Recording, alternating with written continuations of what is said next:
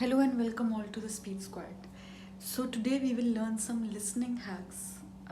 I've been telling you more about writing than your speaking, but I think listening is equally very important module because listening may we have a chance to score 40 on 40. So our listening module we will consider as the most important module.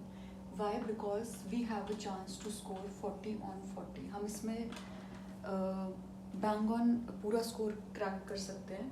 How is first very important aspect is कि आपको accents समझ में आनी चाहिए. Why? Because there are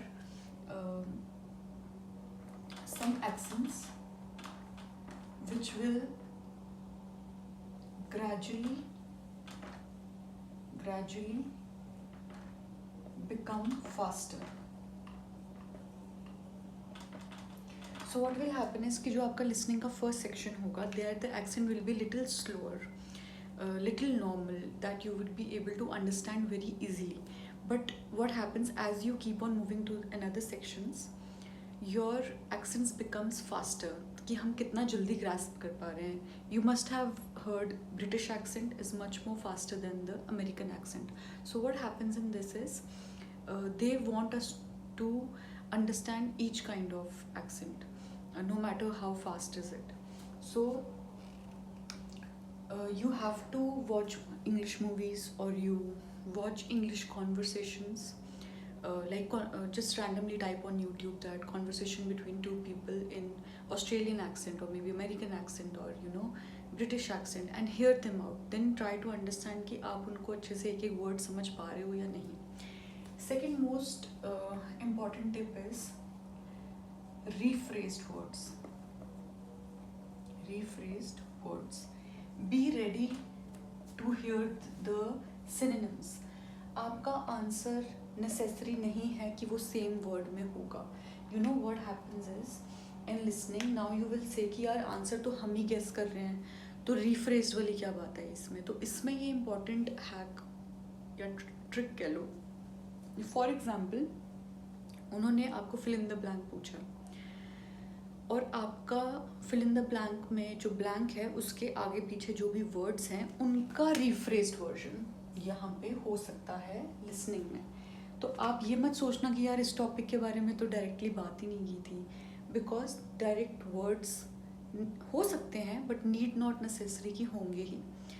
तो इस वजह से be ready and be very attentive कि हम रीफ्रेज्ड वर्ड्स को वहाँ पे समझ पाएँ एंड देन करेक्टली आंसर कर पाएँ.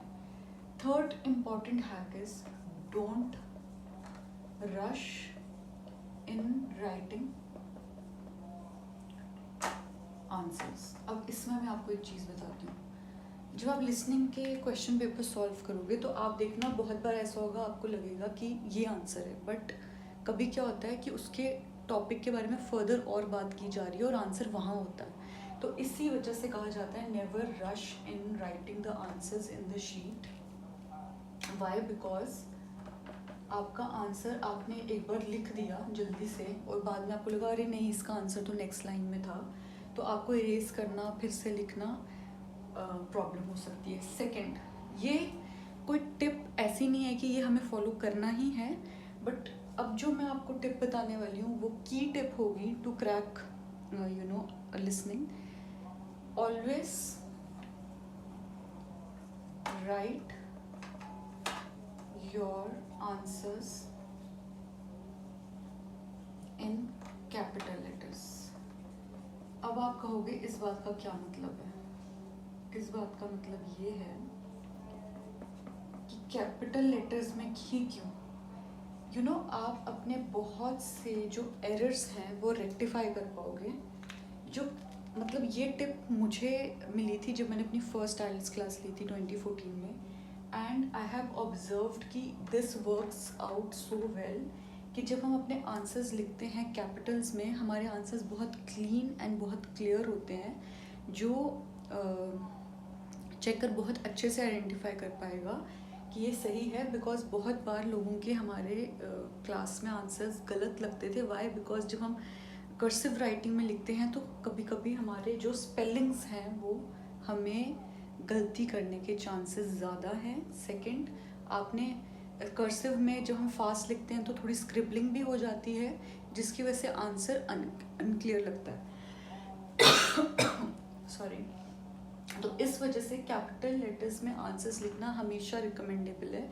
आप बहुत बहुत कम गलतियां करोगे और चेकर आपका जो आंसर शीट होगा वो बहुत ही क्लीन नज़र आएगा, और चेकर के लिए it will be very easy to give you a good score और very easy to check your answers. तो ये थी कुछ लिसनिंग के टिप्स, जिसमें आपको फर्स्ट एक्सेंट पे ध्यान रखना है, सेकंड रीफ्रेज्ड वर्ड्स हो सकते हैं। Don't rush, never rush. Listening में हम बहुत जल्दी रश करते हैं। यू हैव टू छोटी सी चीज़ है बट बहुत इंपॉर्टेंट चीज़ है। एंड देन इसका हमेशा ध्यान रखना कि आप कैपिटल लेटर्स में लिख रहे हो अपने सारे answers. So this is some of the very useful listening tips. So do like, share and subscribe with other students as well, so that everyone can score good.